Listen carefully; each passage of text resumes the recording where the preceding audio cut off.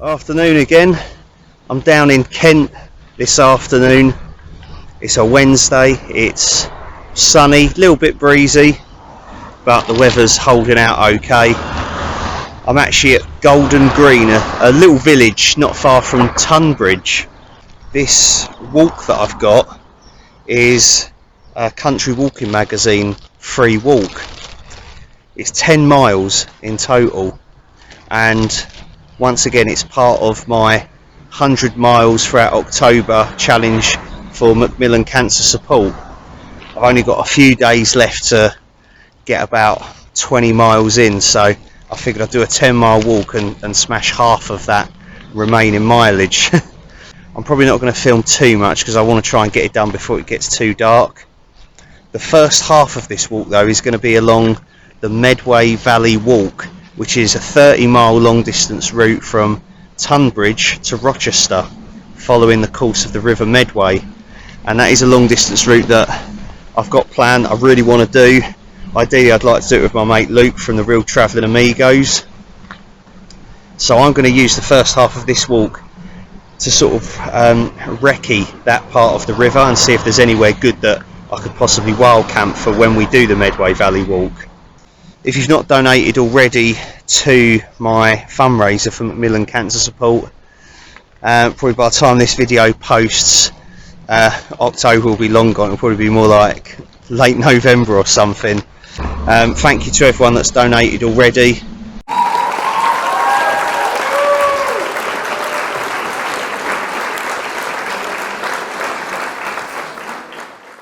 Anyways, let's get cracking with this walk.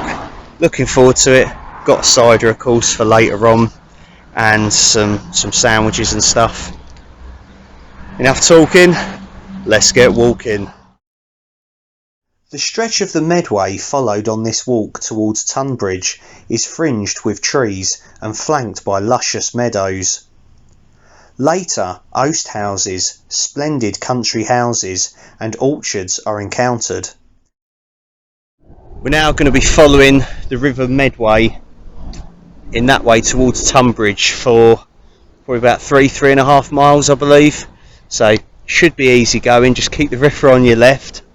I'll probably still manage to get lost knowing me, but just seeing this river, it's just such a mighty and just amazing river, and to think the Medway Valley Walk follows it for 30 miles to Rochester. It's just got me super excited to do that long distance route. I cannot wait to do it, and it'd be great if my mate Luke can do it with me. That's the plan that we're trying to do, but it's trying to get our schedules to align at the moment is really difficult, so we might not be able to get it done this year, but if not, next year 2022 will be the year we do it. I just cannot wait. It's going to be absolutely brilliant. Something else I've just noticed behind me, there's like a tower in the distance over there somewhere behind all the houses. I believe that's Hadlow Tower or Hadlow Folly, and I've got another day walk round there as well. It's a massive like white tower that this eccentric rich guy built. I can't remember the exact details of it. I'll feature that more in another video, but I believe he built Hadlow Tower because he suspected that his wife was having an affair with a local farmer or something, so he built the tower so that he could keep an eye on her and see where she was. And apparently she ended up leaving him anyway, probably because he was a psycho hose bitch, you know. But yeah, romance, eh? Anyway.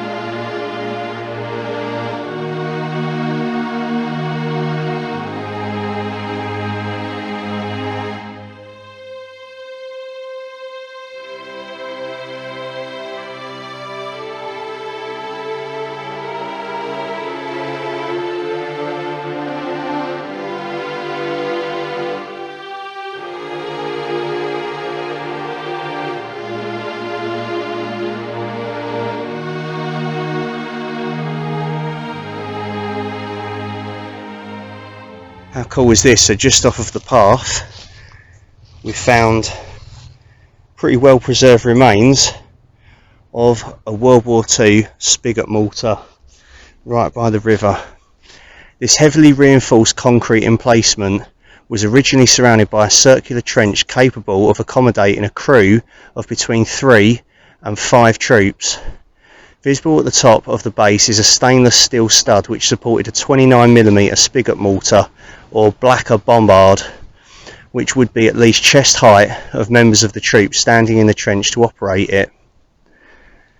During the excavation of the British Expeditionary Force from Dunkirk between May the 26th and June the 4th, 1940, the troops were forced to leave behind all their equipment. Consequently, on return home, the British Army was not in a good state to defend Great Britain in the event of an unexpected German invasion. As a result of this great deficit of weapons, this anti-tank device was designed initially to supplement the meagre quantity of outdated weapons available to Home Guard units. The spigot mortar fired a 20-pound high explosive bomb which could inflict significant damage on a tank at a range of between 75 and 100 yards. This well concealed installation, vital because of the slow rate of fire, had a firing line onto the nearby Hart Lake Bridge, which would have been a possible crossing point for the enemy travelling to London. There may have been concealed explosives underneath the bridge, which would have been detonated in the event that the bridge could not be defended. This was certainly the case relating to the big bridge over the River Medway in Tonbridge, where a spigot mortar was positioned below the castle's curtain wall facing the river. Now that's history. I like that. And you can sort of see the remains of the trench around it as well. Absolutely brilliant.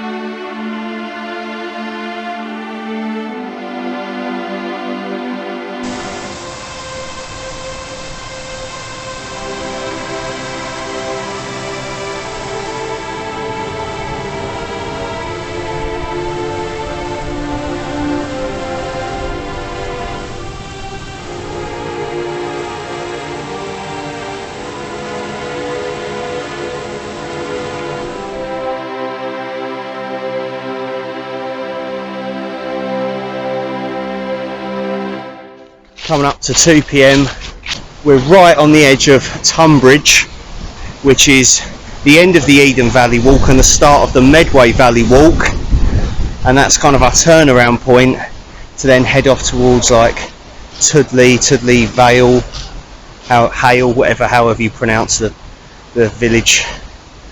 We've seen a couple of fishermen, not that many really. Seen a couple of potential good spots to camp. And then just on the edge of Tonbridge, we've got like an industrial estate through the trees there, the back of that. There's a little boat moored down here. Nice little bit through the trees. It is very windy. It's been pretty windy at times, so I don't know what the audio is going to come out like on this. Fingers crossed it's alright. I'm back to using my old clip-on microphone because the big microphone that I've got didn't fare too well in the wind when I took it out for a test run, so yeah, that was a few quid up the Swanee, but fuck it. There's a canal boat here, lovely, and I reckon, where is it? Just there, I reckon that's our bridge that we want to turn around.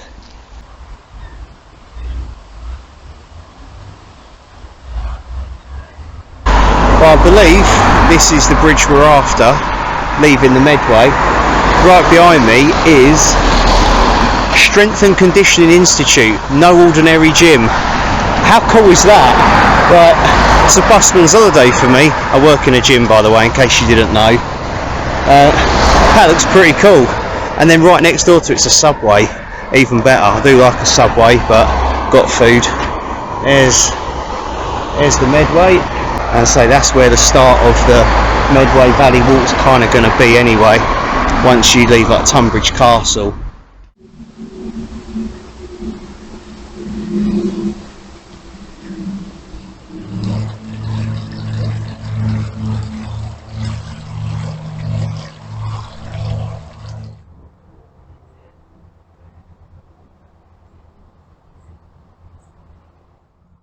So we're walking through Poston Park Orchard at the moment, and you don't really get more Kent than this on this walk.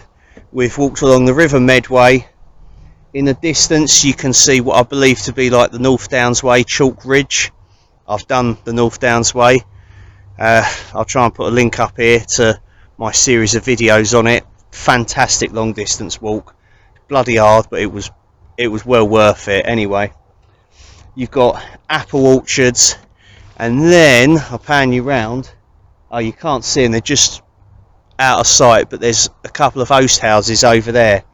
Oast houses, apple orchards, North Downs Way, River Medway. That's Kent, isn't it? The Garden of England. That's Kent in a nutshell. Amazing.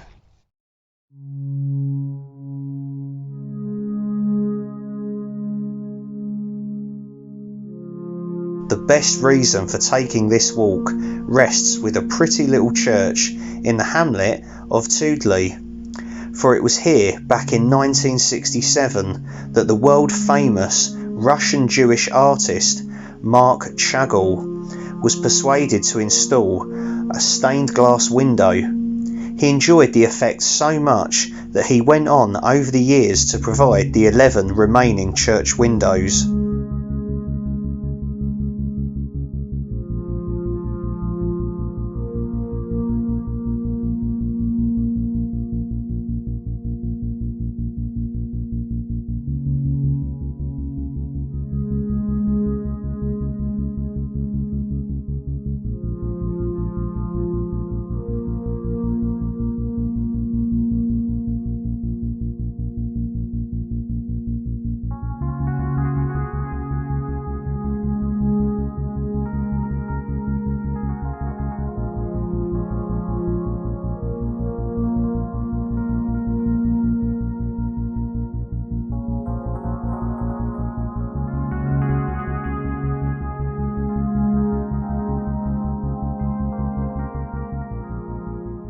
So we just had a little look inside All Saints Church at Tudely, I'm going to start saying.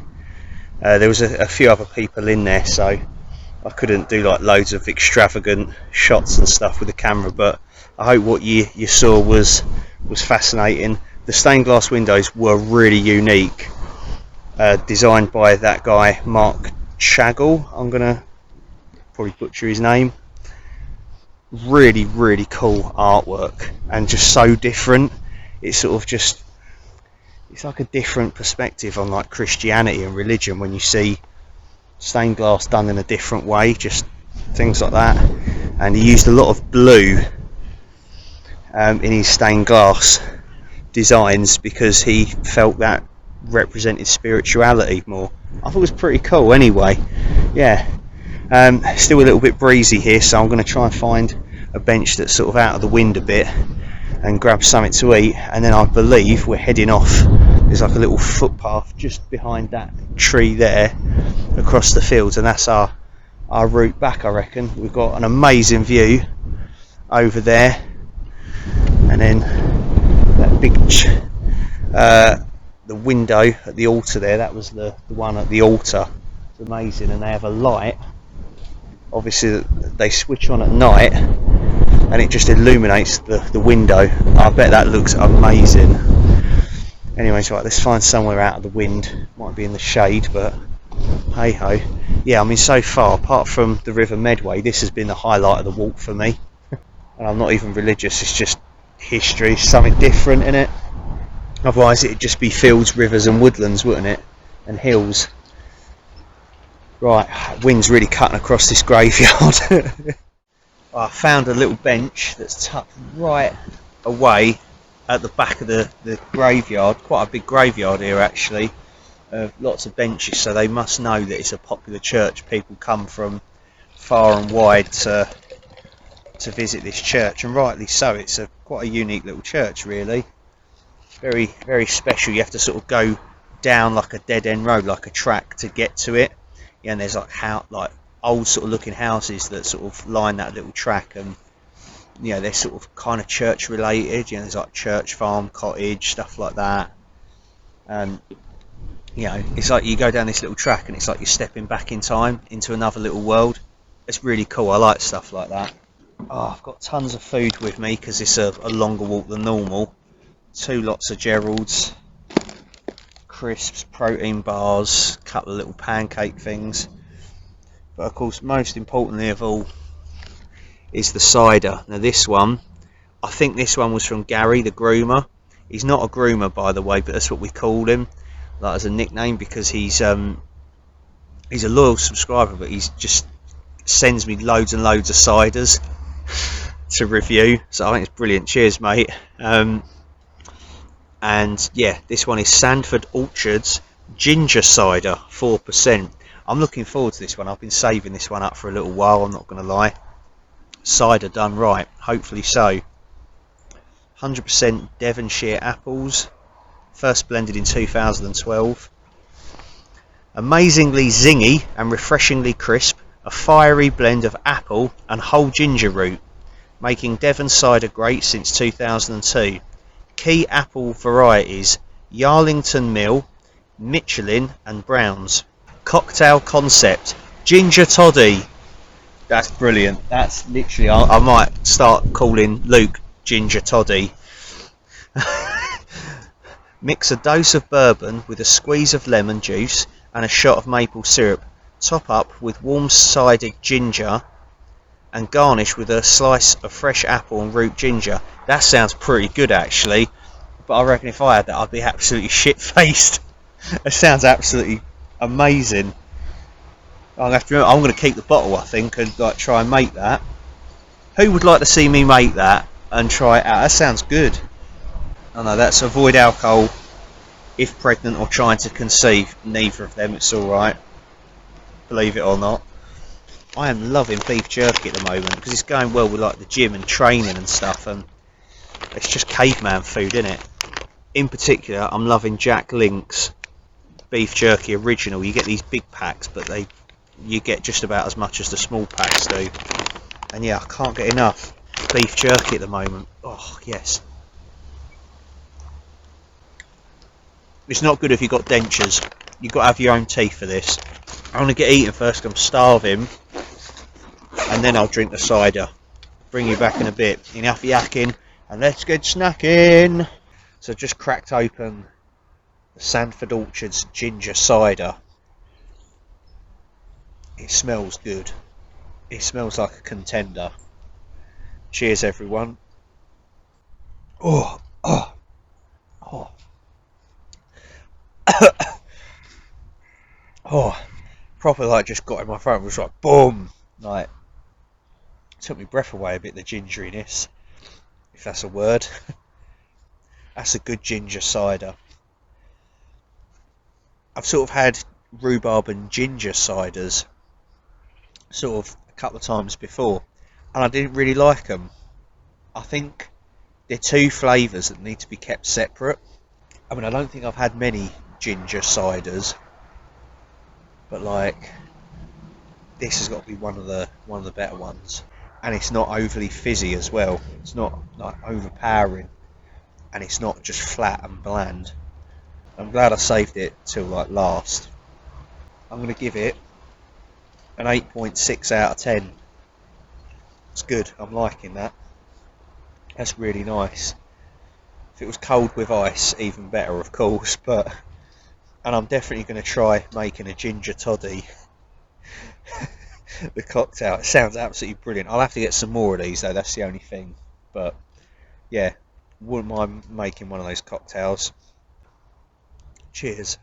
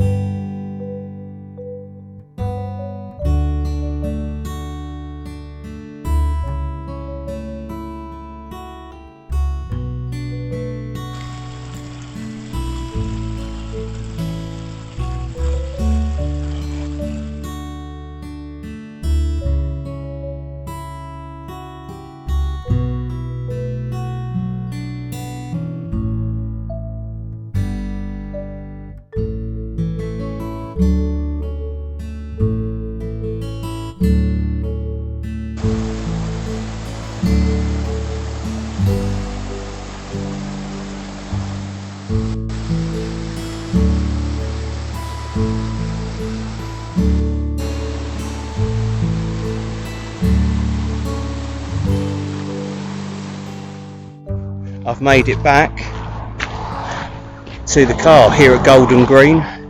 I got back while there's still enough daylight. I've done this in about 5.5 hours, just under 6 hours, so I'm quite pleased with that. Thank you for joining me on this one. I hope you've enjoyed it.